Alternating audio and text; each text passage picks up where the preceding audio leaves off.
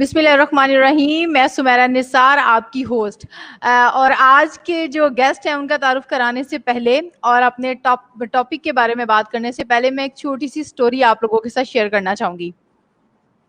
एक शख्स था और वो दरख्त काट रहा था। उसको ये था कि 1 घंटे में दरख्त कट जाएगा। 1 घंटा गुजर गया, 2, 3, 4, इतना वक्त गुजर गया और उससे दरख्त फिर भी नहीं कटा।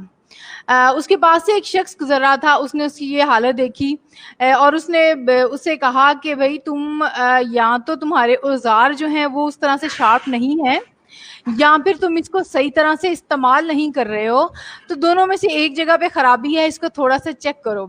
तो उस आदमी का आंसर ये था कि मेरे पास अभी इतना वक्त नहीं है, और वो फिर दोबारा उसी तरह लग गया और पता नहीं कितने घंटे वो लगा रहा होगा और दरख्त कटा कि नहीं कटा कोई पता नहीं।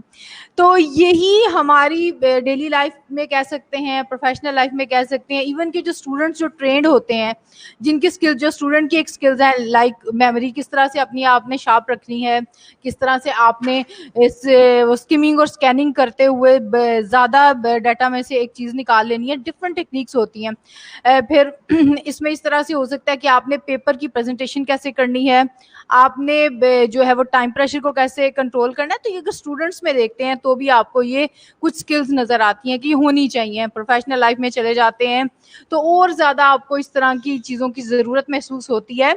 लेकिन जो लोग ये कहते हैं कि हमें स्किल्स को इम्प्रूव करने की, क्योंकि वो दरख्त जो है वो समझ लें जिंदगी है, और जो शख्स जिससे काट रहा है वो आप समझ लें उसके टूल्स हैं जो उसके पास हैं, और जिस तरीके से काट रहा है, the way he is using the tool, वो भी उसकी स्किल्स में आ जाता है।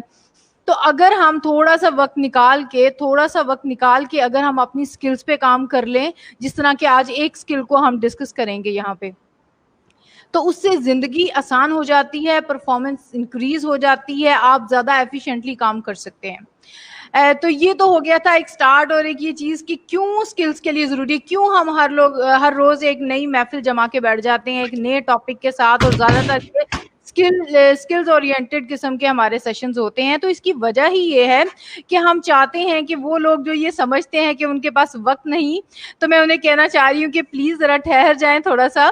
आज हमारे साथ एक बहुत ही मोहतरम पर्सनैलिटी मौजूद है, मोहम्मद इमरान खान, जो कि एपिक्स ग्रुप ऑफ कॉलेजेस के साथ एज अ डायरेक्टर एकेडमिक्स जो हैं वो एसोसिएट हैं, और ऑब्वियसली जो टीचर है तो वो काउंसलिंग भी करेगा, वो आपके लिए मेंटोरशिप भी समटाइम्स कर रहा होता है, वो आपके लिए एक गाइड भी होता है, वो आपके लिए एक रोल मॉडल भी होता है, वो आपके लिए एक इंस्पिरेशन भी होता है, वो आपके लिए एक मोटिवेशन भी होता है, वो आपके लिए एक ऐसा लाइट हाउस है जहां आप समटाइम्स लॉस्ट फील करते हैं, तो वो शख्सियत आपको वहां पे सहारा देती है, आपको रास्ता दिखाती है।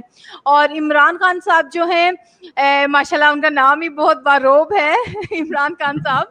और दूसरा ये है कि माशाल्लाह सर बहुत ज़्यादा देर से एजुकेशन इंडस्ट्री में अपनी सर्विसेज दे रहे हैं। 15 साल को जो है ना, ये एक अरसा होता है, इन्होंने एजुकेशन इंडस्ट्री को दिया, इन्होंने एज एजुकेटर जो एजुकेशनिस्ट काम शुरू किया, और अल्हम्दुलिल्लाह अब मैनेजरियल पोजीशन पे हैं वो, और Apex group of colleges that is a big name in the market, उसको जो है वो उनके साथ एसोसिएट है।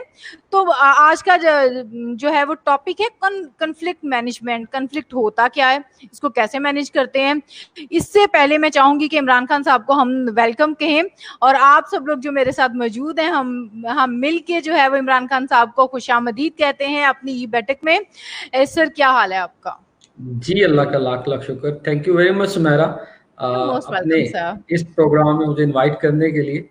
आई होप कि इंशाल्लाह and it will be a very fruitful session for our audience. इंशाल्लाह सर, इंशाल्लाह। और अपनी स्किल्स के ऊपर काम करना या इसके बारे में सीखना या पढ़ना, ये बिल्कुल वक्त का ज़िया नहीं है। ये आने वाले वक्तों में आपका बहुत सा वक्त बचा भी जाता है, बहुत सी एफर्ट आपकी बच जाती है। सर मुझे ये बताइए कि कन्फ्लिक्ट है क्या, ये ज़रा नुक्ता थोड़ा सा एक बहुत आसान से लफ्ज़ों में हमें समझा दीजिए प्लीज़। कॉन्फ्लिक्ट को अगर आप सिंपल वर्ड्स की एटिमोलॉजी पे जाएं तो ये एक लैटिन वर्ड है जो कि 15th सेंचुरी में क्वाइन हुआ, जिसका लैटिन मीनिंग जो होता है ये कन्फ्लिक्टियम से निकला, जिसके मीनिंग ये होते हैं कि टू स्ट्राइव फॉर। अगर इसको मैं सिंपल आसान लफ्जों में कहूं तो इसका मतलब होता है डिसएग्रीमेंट, किसी की बात से इख्तलाफ करना। वो कोई भी बात हो सकती है, कोई भी मौजू हो सकता है, क्योंकि जब अल्लाह ताला ने इंसान को पैदा किया है तो हर इंसान डिफरेंट है। हर इंसान अपनी ज़ात के अंदर जो है वो एक डिफरेंट पर्सनैलिटी लेके आता है। हर इंसान का जो नुक्ता नज़र है, हर इंसान का जो पॉइंट ऑफ व्यू है, उसका जो स्टाइल ऑफ टॉकिंग है, उसका लाइफ का एक्सपीरियंस है, वो हर इंसान का एक अपना अपना एक्सपीरियंस होता है। तो ये डिसएग्रीमेंट जो है it's a very common and natural thing. इसे आप कतन ये नहीं कह सकते कि अगर कॉन्फ्लिक्ट की आप बात करेंगे कि कोई अननेचुरल थिंग नहीं है, क्योंकि जब इंसान ही डिफरेंट पैदा हुए हैं तो नेचुरल सी बात है, हर एक बंदे का एक्सपीरियंस डिफरेंट है। तो ये कॉन्फ्लिक्ट या डिसएग्रीमेंट जो है वो तो जरूर जो है वो किसी भी दो शख्सों के दरमियान, दो मुल्कों के दरमियान, वो एक नेचुरल थिंग है, वो तो एग्जिस्ट करेगा ही करेगा। जी सर, बिल्कुल ऐसे इंडिविजुअल डिफरेंसेस या आप कह सकते हैं कंट्री वाइज और नेशन वाइज जो है डिफरेंसेस होते हैं, कल्चर के डिफरेंसेस होते हैं, और ऑब्वियसली किसी एक पॉइंट पे आके दो मुख्तलिफ जो फरीकैन हैं उनकी मुख्तलिफ राय हो सकती है। सर, जो कन्फ्लिक्ट मैनेजमेंट है उस हवाले से क्या मतलब है कि वो शख्स जिसके साथ फॉर एग्जांपल आप और मैं बात कर रहे हैं और मैंने कोई बात की और आपने डिसएग्री किया, तो कन्फ्लिक्ट मैनेजमेंट किस हिसाब से है? मतलब कि मैं आपके उस क्रिटिसिज्म को या आपके डिसएग्रीमेंट को किस तरह से मैनेज करूंगी, या आपके एंड से, यानी ये दोनों पार्टीज के एंड से हो सकता है। मतलब ये किसके ऊपर रिस्पॉन्सिबिलिटी आती है कि जो डिसएग्री कर रहा है या जिससे डिसएग्री हुआ जा रहा है, कौन सी पार्टी के ऊपर रिस्पॉन्सिबिलिटी आती है कि वो इसको मैनेज करे? सबसे पहले तो एक चीज ना हमें सुमेरा क्लियर करनी है कि जो कॉन्फ्लिक्ट मैनेजमेंट है, जैसे ये नाम आता है तो हम इसको एक नेगेटिव चीज समझने लग जाते हैं कि कॉन्फ्लिक्ट से मुराद है कि हमेशा झगड़ा होगा। झगड़ा बाज़ औक़ात पॉजिटिव भी हो सकता है। जब आप किसी टॉपिक पे डिस्कस कर रहे होते हैं, आपका एक लाइफ का अपना एक्सपीरियंस है, मेरा चीज़ को देखने का एक अपना अंदाज है, तो दोनों का अंदाज जो है वो डिफरेंट भी हो सकता है। जब आप दो मुख्तलिफ एंगल से चीज़ को देख रहे होते हैं तो बाज़ औक़ात कॉन्फ्लिक्ट जो होता है वो आपको क्रिएटिविटी की तरफ भी ले जाता है। तो इसलिए सबसे पहले तो हमें अपने व्यूअर्स को ये बताने की ज़रूरत है कि conflict management is not a bad thing. Her situation में आप इसको ये नहीं कह सकते कि ये है ही बुरी चीज़, ये अच्छी चीज़ भी है, इससे क्रिएटिविटी भी होती है। डिपेंड ये कर रहा होता है कि आप रिस्पॉन्ड कैसे कर रहे होते हैं। मिसाल के तौर पर अगर कोई भी बात आप टॉपिक हमने स्टार्ट किया है और हमारा अगर उस बात पे डिसएग्रीमेंट हो जाता है तो हमारा उस स्टाइल को, उस बात को लेके चलने का अंदाज कैसे है। अगर तो हम उसको असर्टिवनेस नहीं दिखाते, हम जो है वो सिंपल उसको जो है वो एक पॉजिटिव डिबेट के तौर पर लेते हैं, तो फिर तो आप देखेंगे कि जैसे जैसे ये आपका टॉपिक हम एक्सप्लोर करेंगे तो वो आप देखेंगे कि वो नई से नई चीज पहलू निकलने लग जाएगा। इसी को क्रिटिकल थिंकिंग भी कहते हैं ना। जब आप 360 डिग्री एंगल पे किसी एक चीज को देख रहे होते हैं तो उससे जो एक ट्रेडिशनल रवायती एक जवाब जो होता है वो उससे हट के मुख्तलिफ जवाब आपको मिलने लग जाते हैं। ये जितनी भी आज आपको तरक्की मिल रही है तो ये बेसिकली जब एक क्वेश्चन से स्टार्ट हुआ ना। अगर एक क्वेश्चन था, उसको किसी ने चैलेंज किया, उससे किसी ने डिसएग्री किया, उसको डिफरेंट एंगल से सोचने की कोशिश की, तो नतीजा क्या निकला कि क्रिएटिविटी की तरफ वो चल पड़ा।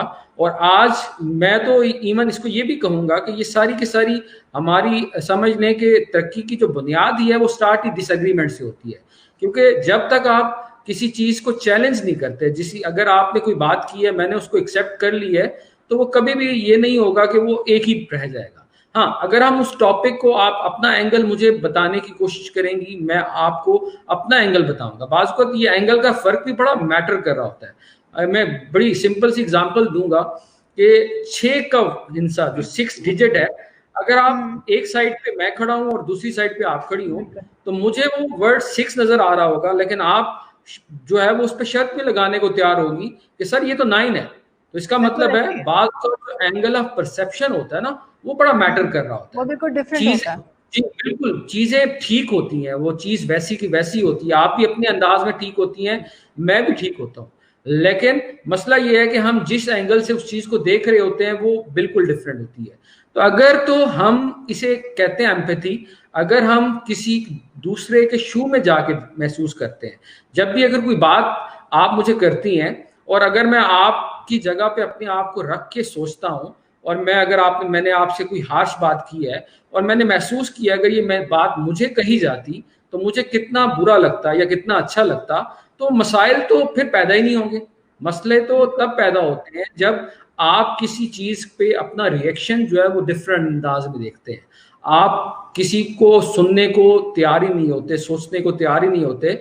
मैं खुद से, मेरा माइंड जो है वो उसकी मुख्तलिफ जहतें बनाने लग जाता है। हो सकता है आपने जो बात की हो वो डिफरेंट अंदाज में बात की हो, लेकिन जब मैं उसको अपने एंगल से सोचता हूँ और मुझे लगता है कि ये बात तो आपने बड़ी अजीब सी कर दी है, और वहां से एक जो हमारी एंगल ऑफ परसेप्शन का जो फर्क है वो एक ऐसा डिफरेंस क्रिएट कर देता है जो दो इंडिविजुअल्स के दरमियान, दो फैमिलीज के दरमियान, दो सोसाइटीज के दरमियान, दो कम्युनिटीज के दरमियान, इवन दो कंट्रीज के दरमियान जो है वो आहिस्ता आहिस्ता वो मामला जो है वो बढ़ जाता है। और अगर इसको आप बैठ के टेबल पे सॉर्ट आउट करने की कोशिश करें तो यकीन माने मसाइल तो हल हो जाते हैं। उसका सिंपल फार्मूला है कि दूसरे को की जगह अपने आप को रख के सोचें। जी सर, ये अगर मैं इसको गलत नहीं इस तरह से रीड करूंगी तो इमरान खान भाई क्लर्क्स के सीईओ एजुकेशन के साथ मैनेजमेंट कॉन्फ्लिक्ट के बारे में क्या कहेंगे?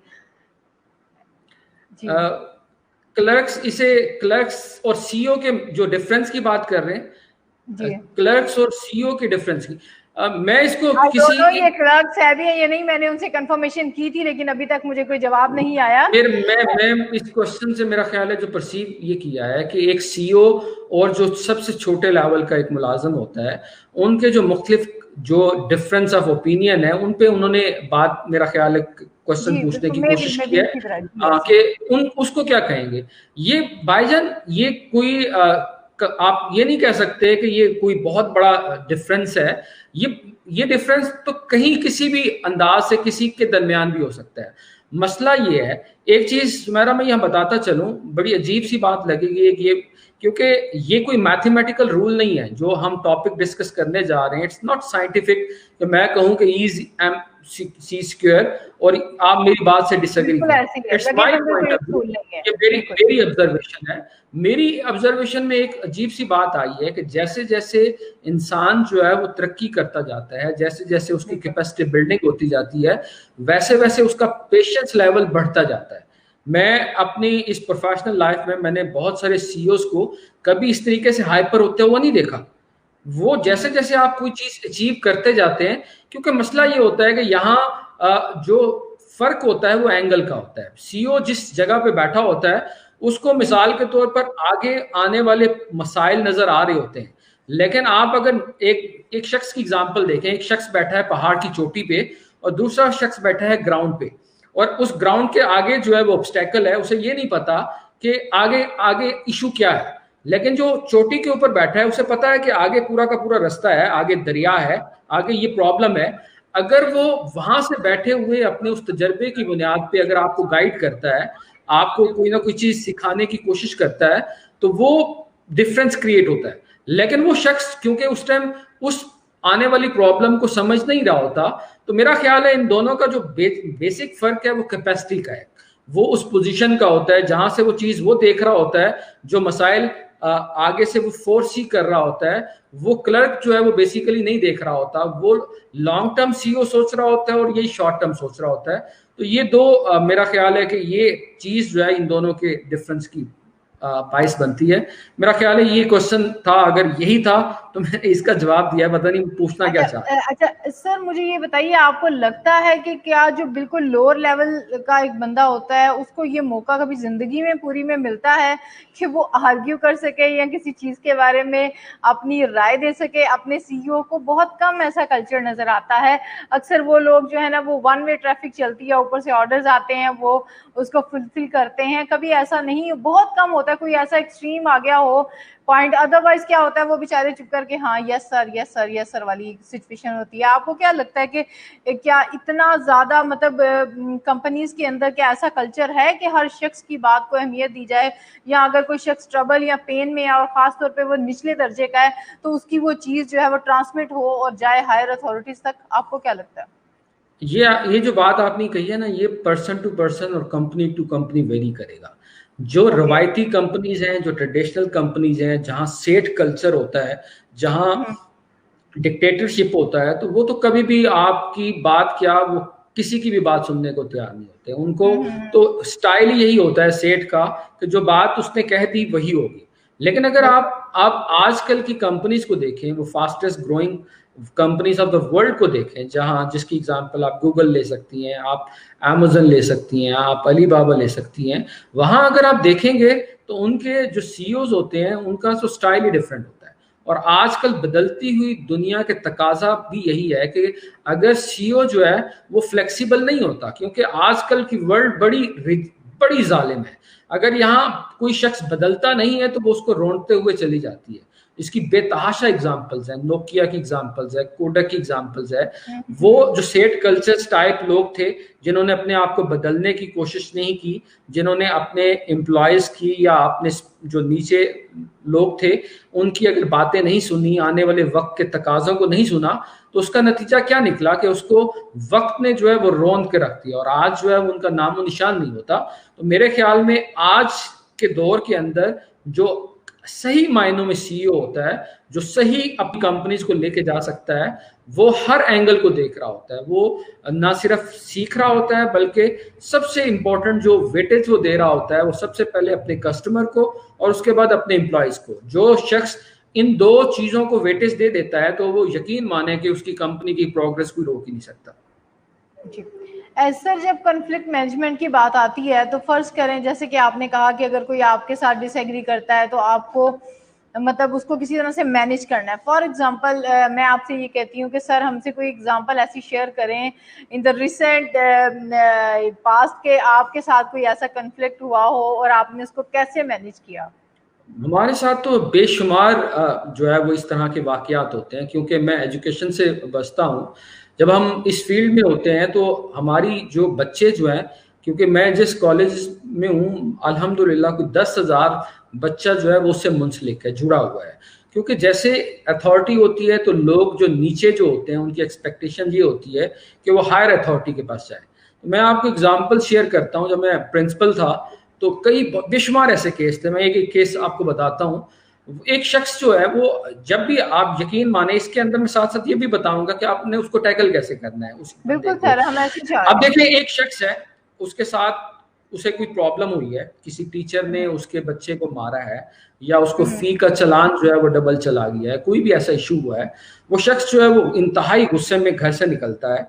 आजकल गर्मी है, वो गर्मी के अंदर अखबार होता हुआ आपके पास पहुंचता है। हो सकता है जब आपके पास वो पहुंचे तो उसे बाइक या गाड़ी खड़ी करने की जगह ना मिले। उससे क्या होता है कि उसके गुस्से में और ज्यादा इजाफा होता है, और ज्यादा इग्नाइट होता है। तो क्या करता है, वो सारा का सारा गुस्सा इकट्ठा करते हुए वो उसकी कोशिश होती है, वो आता है और आके आपके सामने बैठता है और उसके बाद एकदम से फट पड़ता है। अगर तो वो फट पड़ता है और आप बैठे हैं और आप फौरन आपने रिएक्ट किया है तो फिर तो समझेंगे ऐसा मामला गड़बड़ होगा कि या तो बात हाथापाई पे चली जाएगी या जो है वो आपको पुलिस बुलानी पड़ेगी। ऐसे बेशुमार केसेस होते हैं कि वो इतने गुस्से से भरे हुए आते हैं बेशुमार शिकायत लेके। तो उसका तरीकाकार ये होता है कि जब हमारे सामने एक शख्स आता है, हमें पता होता है कि वो बेचारा बहुत, क्योंकि हमें पता है हम उसकी जगह पे रख के अपने आप को सोच रहे हैं कि एम्पैथी का फैक्टर है कि वो शख्स जो है वो इतनी दूर से आया है। सबसे पहले वो आता है तो मुस्कुराते हुए से कहते हैं सर आप बैठे तो सही, आप बात तो सुन लें। उसे सबसे पहले जो है वो फौरन बेल दी जाती है, उसे ठंडा पानी पिलाया जाता है, उससे हाल चाल पूछा जाता है, उनसे पूछा जाता है कि सर आपके, मैं मसले को सुनता हूँ, पहले आप पानी पी लें, थोड़ा सा उसको कूल डाउन किया जाता है। और उसके बाद सबसे पहला वे ये होता है कि आपने उसको सुनना है। आपने सबसे पहले काम डाउन करना है। पहला स्टेप ये है कि उसको बिठाना है, ठंडा पानी पिलाना है और उसके बाद उसे मौका देना है बोलने का। अगर तो आप कैथारसिस नहीं करवाएंगे उस शख्स का तो वो, हमारा मसला ये होता है कि उसे बोलने नहीं दे रहे होते और साथ ही खुद से हम इंटरप्रेट करना। कभी भी गलती ये नहीं करनी। सबसे पहले वो जितना बोलना चाहता है, वो 2 मिनट बोलना चाहे, 5 मिनट बोलना चाहे, आपको जो है वो उसे सुनना है, उसे बोलने दें। तीसरी जो है वो उसे जेन्युइन ये नहीं हो कि आप सुन रहे हैं और मैं मोबाइल, वो बोल रहा है और मैं मोबाइल देख रहा हूं। अगर तो इस तरीके से मैं उसको सुन रहा हूं तो आप उससे गुस्से को उसको स्पार्क कर रहे हैं। आपको करना ये है कि आपने उसके जेन्युइन तरीके से उसकी बात को, सर इसको हम ऐसे कह सकते हैं कि आप उसको ये एहसास दिलवाते हैं कि यू आर इम्पोर्टेंट और आपकी बात हमारे लिए अहम है, जो आप मसला लेके आए वो अहम है और हम पूरी तवज्जो से सुन रहे हैं उसको। आप देखें ना, आप स्टेप्स हैं। सबसे पहले आपने काम डाउन किया उसको, उसके बाद आपने उसको कैथारसिस का मौका दिया, उसकी जिल्द की जितनी भड़ास थी आपने जो है वो उसे निकालने दी। तीसरा काम ये किया कि आपने उसकी तवज्जो से अपने आप को ये महसूस कराया कि आप उसके सिंसियर हैं, आप जो वो बात कर रहा है आप जो है वो बात जो है वो बड़े तवज्जो से सुन रहे हैं। उसके बाद सबसे इंपॉर्टेंट वे होता है कि अगर आप गलत हैं, अगर आपके किसी गलत क्लर्क ने कोई गलती की है या कोई भी इशू हुआ है, तो आपने क्या करना है कि आपने उस क्लर्क को या अपनी उस इदारे की गलती को मानना है। अगर आप जब तक आप उस गलती को नहीं मानेंगे वो कभी भी कूल डाउन नहीं होगा। अगर आप गलत हैं तो उन्हें कहें सर हम इस बात पे गलत हैं, मैं इस मसले को देखता हूँ। खुदा ना खास्ता अगर सिचुएशन ऐसी होती है कि बात जो है वो चली जाती है, तो सबसे पहले बीइंग अथॉरिटी आपको जो है वो वहां फुल स्टॉप लगाना है, आपको आर्ग्यू करना है। तो ये 4 स्टेप अगर आप कर लेते हैं तो मेरा तो तजर्बा है कि मैंने तो ऐसे ऐसे भड़के हुए लोग हमारे पास आते हैं, हम इन 4 स्टेप्स को फॉलो करते हैं और वो शख्स जो है वो बड़े आराम से कूल डाउन होकर शुक्रिया अदा करता हुआ जाता है। ये हमेशा ही जिंदगी में याद रखिएगा। सर अब इस आपने जो एग्जांपल दी इससे 2 क्वेश्चन मेरे माइंड में आ रहे हैं। फर्स्ट ऑफ ऑल तो मुझे ये बताइएगा कि ये तो वो सूरत हाल है कि अगर आपके एंड से कोई गलती हुई है, समटाइम्स कुछ लोग होते हैं उनको वैसे ही दोस्त जमाने की आदत होती है, गुस्सा किसी और बात का होता है, वो कहते हैं चलो भाई वो बड़े आराम से सुन लेता है, बात जाके उसके ऊपर निकालो बात, ठीक है। कुछ इस किस्म के भी लोग होते हैं। अगर ऐसी बात है जिसमें गलती आपकी साइड से है ही नहीं है, वो शख्स खुद ही गलत है, तो उस वक्त आप क्या करेंगे कि आप एक सिटिंग में उसको ओके कर देंगे और नेक्स्ट के लिए आप उसको लेके जाएंगे, उस वक्त क्या आप तरीका अपनाएंगे? उसमें यही होता है कि पहले ये 4 स्टेप्स तो वैसे के वैसे रहेंगे।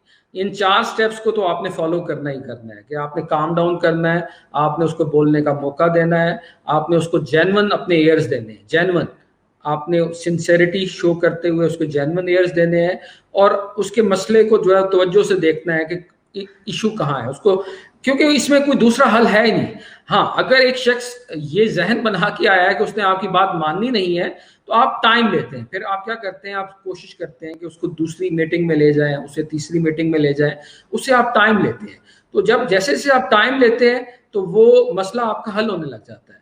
हाँ, मैं आपको एक इस टॉपिक के अंदर इस डिस्कशन में एक बहुत खूबसूरत फार्मूला भी आपके साथ शेयर करूंगा कि अगर आपने किसी भी किस्म का आपको कन्फ्लिक्ट है, आपके वाइफ के साथ, अगर आपके पार्टनर के साथ कन्फ्लिक्ट हो सकता है, वो आपके कलीग के दरमियान कन्फ्लिक्ट हो सकता है, वो बॉस के दरमियान हो सकता है। ये फार्मूला ऐसा है कि किसी दरमियान किसी किस्म का भी कॉन्फ्लिक्ट है, अगर आप ये 6-7 स्टेप्स फॉलो करेंगे, एक स्टेप तो मैंने तरीकेकार बता दिया आपको, दूसरा तरीका अगर फॉलो करेंगे तो वो मसला आपका हल हो जाएगा। वो थोड़ा सा इस पे मैं इसके लिए ना, क्योंकि हम टीचर हैं तो हमें ना बड़ी आदत है कि हम बच्चों को समझाने के लिए फार्मूलाज, जैसे पीरियोडिक टेबल याद नहीं होता तो मुख्तलिफ किस्म के जो है वो फार्मूलाज, शॉर्ट टर्म्स, एक्रोनिम्स आप बना देते हैं। उसका फायदा ये होता है कि जिंदगी में बच्चों को जब वो वर्ड एक इंटरेस्टिंग सा याद आता है तो वो इनिशियल वर्ड से लेके उसे जो है वो उनकी थेरीज जो है वो समझ आ जाती है। तो मैं जब भी इस कन्फ्लिक्ट मैनेजमेंट पे बात करता हूं तो मैं उन्हें कहता हूं कि एक वर्ड आप याद कर लें, जिसे आप कर लें स्टेबन। स्टेबन, STABEN, आपने इस फार्मूले पे 6 स्टेप फार्मूला है स्टेबन। अब स्टेबन से मुराद क्या है? स्टेबन ये एक्रोनिम है, ये कोई वर्ड नहीं है, ये सिंपल सा मैंने आपसे शेयर कर रहा हूँ। ये साइकोलॉजिकल, जो साइकोलॉजिस्ट होते हैं बेसिकली वो शेयर करते हैं। सबसे पहले तो आपने किसी कन्फ्लिक्ट का, एस से मुराद है सोर्स, आपने उस कन्फ्लिक्ट का सोर्स तलाश करना है। मिसाल के तौर पर मेरे बॉस ने मेरी कोई तनख्वाह नहीं बढ़ाई, या मेरा कोई ट्रांसफर कर दिया है, या अगर एक हस्बैंड वाइफ है तो हस्बैंड और वाइफ का कोई किसी एक बात पे कि हस्बैंड ने प्रॉमिस किया था उसको कहीं लेके जाने का और वो लेके नहीं गया, कोई भी कन्फ्लिक्ट है, तो सबसे पहला स्टेप है आपने सोर्स आइडेंटिफाई करना है।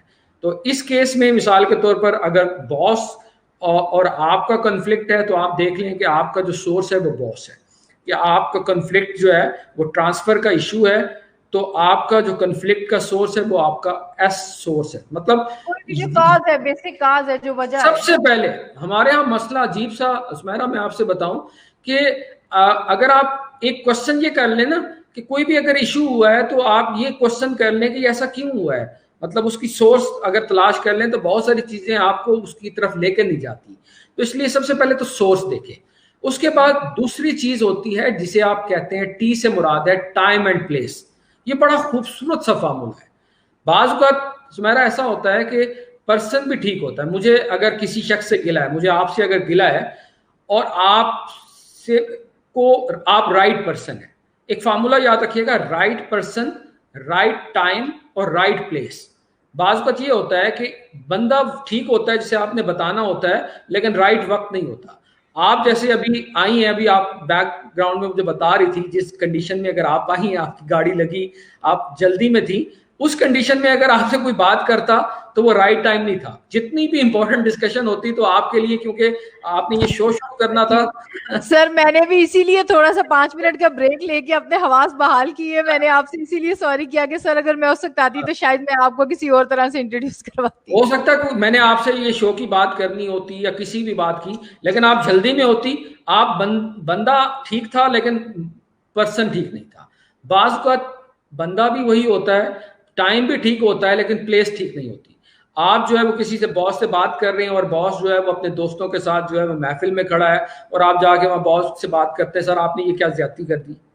तो जिंदगी में याद रखिएगा ये formula, right person, right place और राइट टाइम। जब भी आप अगर इस फार्मूले पे अप्लाई करते हुए अगर अपनी बात किसी शख्स को बताएंगे तो 90% चांसेस होते हैं कि आपकी बात जो है, अगर इस फार्मूले को मद्देनजर रखेंगे तो आपकी बात जो है वो काफी हद तक जो है वो सुनी जाएगी। थर्ड चीज होती है ए से, STA। ए से होता है जिसे आप कहते हैं एमिकेबल सिचुएशंस, एमिकेबल वर्ड्स आप कह लें। बाज़ वक़्त ऐसा होता है कि हमारे वर्ड्स ही ऐसे होते हैं कि जो दूसरे को इंस्टिगेट कर देते हैं। आपके अल्फाज ही ऐसे होते हैं कि जब आप जाते हैं अपना मसला लेके और आप बात ही ऐसे शुरू करते हैं कि दूसरा उसी वक्त जो है उसका मीटर शॉर्ट हो जाता है। तो हमेशा अल्फाज का जो आपका चुनाव है वो बड़ा ईजी होना चाहिए। आपको जो है बड़े खूबसूरत अंदाज के अंदर जो है वो बताना होता है कि ये इशू है। मिसाल के तौर पर अगर मैं अपने बॉस के पास जाऊंगा तो मैं उसे डायरेक्ट अगर कहता हूँ कि सर आपने ये बड़ा जुल्म किया, आपने मुझे ट्रांसफर कर दिया है, या आपने सबकी सैलरी बढ़ा दी है, मेरी नहीं बढ़ाई, तो हो सकता है कि वो गुस्से में आ जाए। आप सबसे पहले ये फार्मूला याद रखिएगा, जब भी आपने किसी से पास जाना है तो उसकी अच्छी अच्छी चीजें एक्सप्लेन करें कि सर आपका तो मेरा इतना खूबसूरत ताल्लुक था, मैं तो जब भी आप आते थे आप हमेशा मुझसे शफकत करते थे, या अगर आपने वाइफ से बात करनी है तो आपने उन्हें ये कहना है कि आप तो इतनी अंडरस्टैंडिंग है, आप मेरा हमेशा से ख्याल रखती हैं, आज आपको क्या हो गया। जब आप अगर एमिकेबल वे से बात को स्टार्ट करते हैं तो चांसेस कॉन्फ्लिक्ट के रिजॉल्व होने के जो है वो बहुत बढ़ जाते हैं। हाँ, अगर आप बात को ही दूसरे अंदाज में नेगेटिव वर्ड से स्टार्ट करेंगे तो कभी भी ऐसा नहीं होगा कि वो मसला आपका सॉल्व हो। फोर्थ चीज आ जाता है आपका बिहेवियर। बिहेवियर से मुराद है कि अगर आप स्पेसिफिकली लॉजिक पे, डाटा पे बात करते हैं, आपका अगर सैलरी का इशू है, अगर आपके ट्रांसफर का इशू है और आप जाके वहां उन्हें कहते हैं कि सर देखे ना ये शख्स था, इसकी ये बैकग्राउंड था, आप अगर लॉजिकली तरीके से जाके अपना केस पुट करते हैं तो बहुत कम चांसेस होते हैं कि आपकी बात रिजेक्ट की जाए। फिर ई से आ जाता है इमोशंस। इमोशन सबसे खूबसूरत चीज है। आप अगर कभी आपने गुस्सा किसी शख्स से कर भी दिया है, मिसाल के तौर पर मियाँ बीवी में झगड़ा हो भी गया है, कहीं अगर आपने कोई बदतमीजी कर भी दी है, तो आपने रियलाइज करना ना, देखो आपने उस वक्त आपका बिहेवियर ऐसा था जिसकी वजह से मेरे जो इमोशंस थे वो हर्ट हुए, जिसकी वजह से मैंने मिसबिहेव किया। अगर आप अपनी उस रीजन को, उस कॉज को अगर आप एक्सप्लेन कर देते हैं तो बहुत चांसेस ये होते हैं कि आपकी बात जो है वो काफी हद तक ठीक हो जाती है। और लास्ट आ जाता है नीड। ये सबसे इंपॉर्टेंट चीज है कि आप उससे चाहते क्या है। अगर तो आप उस मसले को रिजॉल्व करना चाहते हैं, अगर आपकी नीड रिजॉल्व करने की है, तो फिर तो आपका एंगल जो है वो बात करने का डिफरेंट होगा।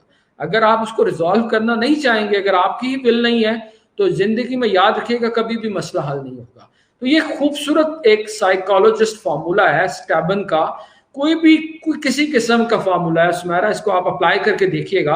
आप सोर्स को देखें क्या है उस कॉन्फ्लिक्ट का, आप टाइम एंड प्लेस का ख्याल करके देखें, आप अपने वर्ड्स का, आप जब भी जाएं तो उसके एहसान जतलाएं, उसके पुरानी बातों को बताएं कि कितना वो अच्छा हुआ करता था जुल्म करने से पहले, और उसके बाद जो है वो उसके बिहेवियर, इमोशन की बात करें। और सबसे इंपॉर्टेंट है आपकी नीयत। अगर तो आपकी नीड ये है कि आपने इस मसले को सॉल्व करना है, तो फिर आपको कॉम्प्रोमाइज भी करना पड़ेगा, फिर आपको सेक्रीफाइस भी करना पड़ेगा। तो इस फार्मूले पे अमल करते हुए आप किसी भी कॉन्फ्लिक्ट जो है वो सॉल्व कर सकते हैं।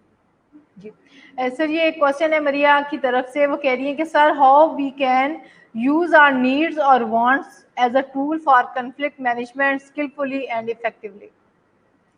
How we can use our needs or wants as a tool for conflict management skillfully and effectively. थोड़ा क्वेश्चन को उस तरीके से मैं समझ नहीं पाया कि ये पूछना क्या चाह रही हैं। मैं फिर भी इसे एक्सप्लेन ये कर सकता हूँ कि मतलब जो बात इनसे मैंने समझा है कि वो जो नीड्स हैं या जो हमारी स्किल्स हैं, क्योंकि ये जो कन्फ्लिक्ट मैनेजमेंट है इसे आप सॉफ्ट स्किल्स में लेके आएंगे। सॉफ्ट स्किल्स क्या होती हैं? सॉफ्ट, एक तो हार्ड स्किल्स है ना। हार्ड स्किल्स का मतलब होता है कि अगर आप अकाउंटेंट हैं, अगर आप एमबीबीएस डॉक्टर हैं, तो ये आप किसी एक प्रोफेशन की, आपके पास एक स्पेसिफिक डिग्री है।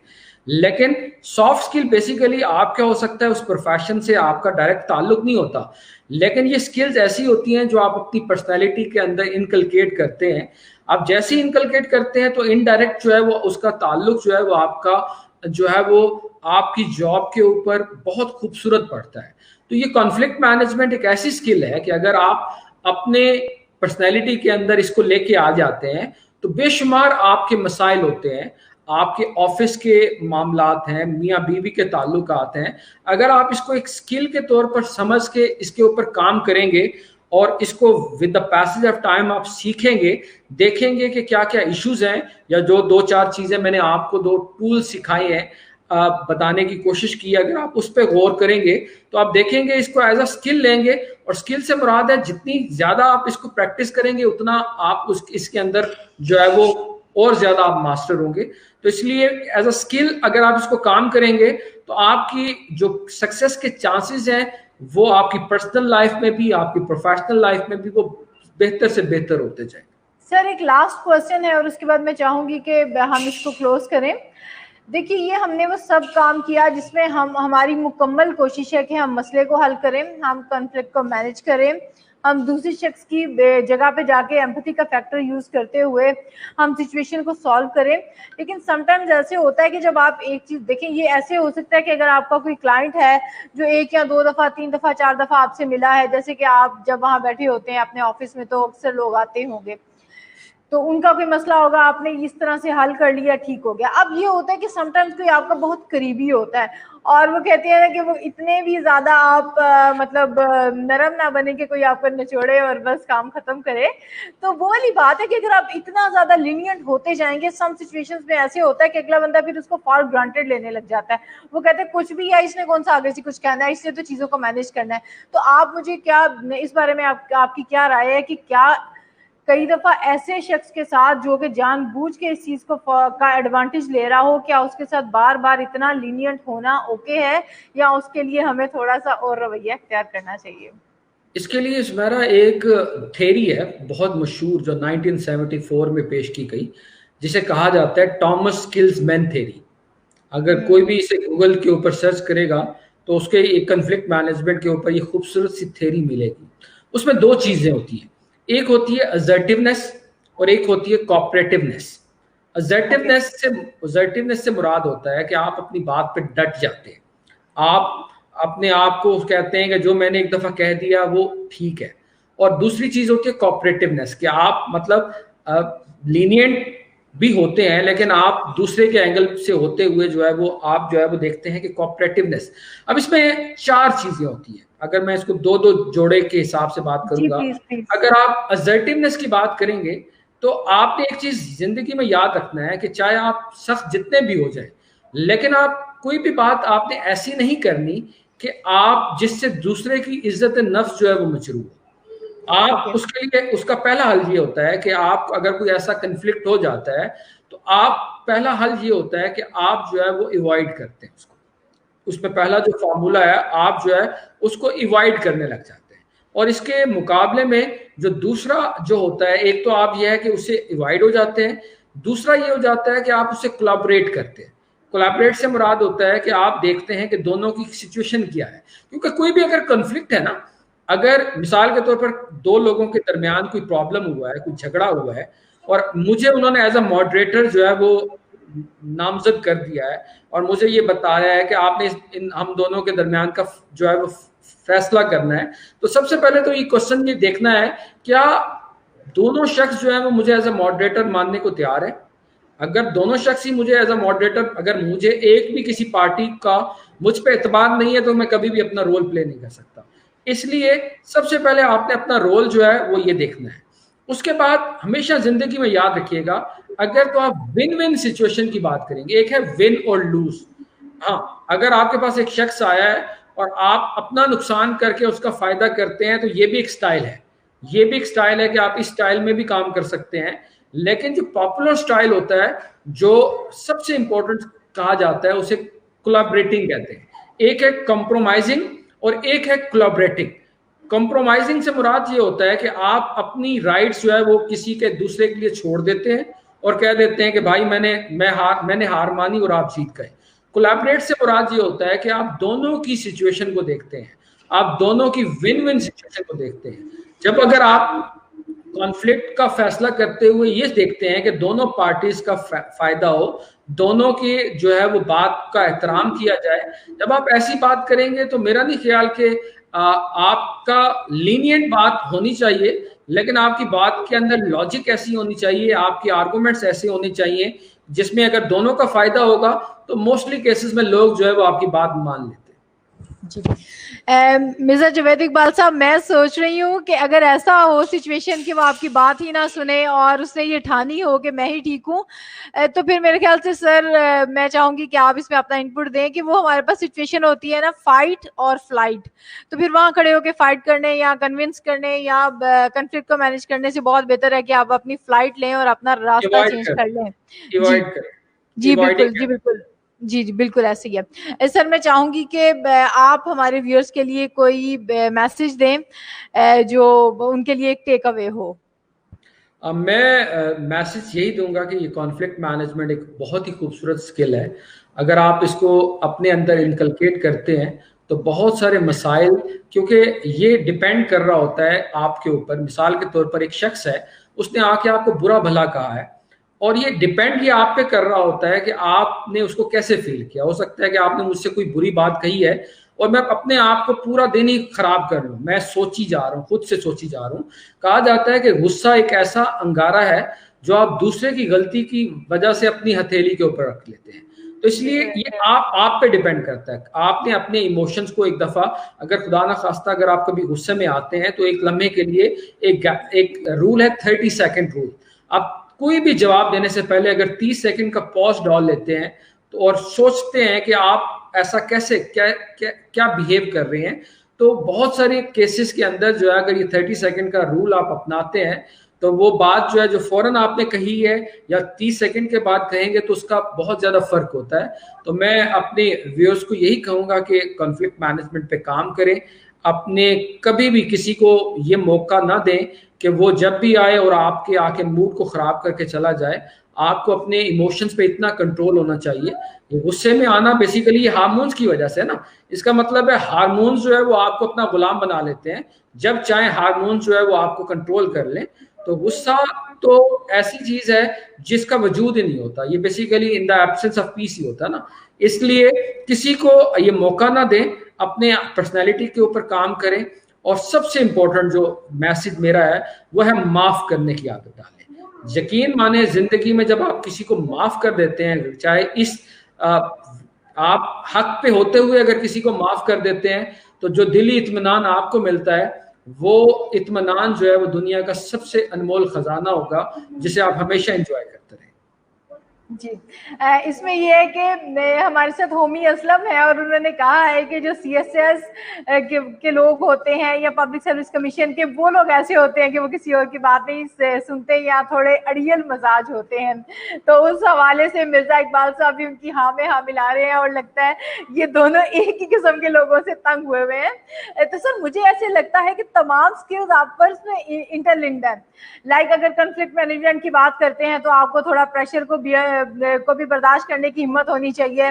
आपका एंगर जो है वो भी उसके साथ डायरेक्टली और इनडायरेक्टली इन्वॉल्व है, आपको अपना एंगर को भी मैनेज करना आना चाहिए। तो ये तमाम चीजें हैं इस तरह की जो आपस में लिंक्ड हैं, और ये सारी लाइफ स्किल्स हैं जिसमें आपको जब आप उसको सीख जाते हैं, जिस तरह के आपने कहा कि वक्त के साथ साथ, तो फिर आपके लिए चीजों को और लोगों को समझना, रिएक्ट करने की बजाय आप रिस्पॉन्ड करने लग जाते हैं, और वो एक बड़ी अच्छी सी सूरत हाल हो जाती है।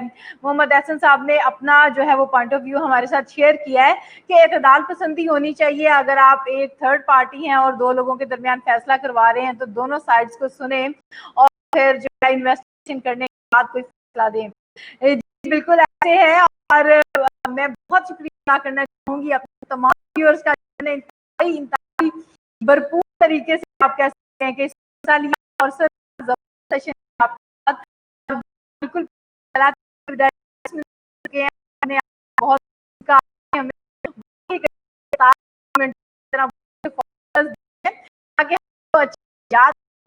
लाइफ में अप्लाई कर सके। तो मैं बहुत शुक्रिया अदा करना चाहूंगी व्यूअर्स का। सर आपका, आपका वक्त का बहुत ख्याल रखिएगा। इंशाल्लाह कल आप गेस्ट के साथ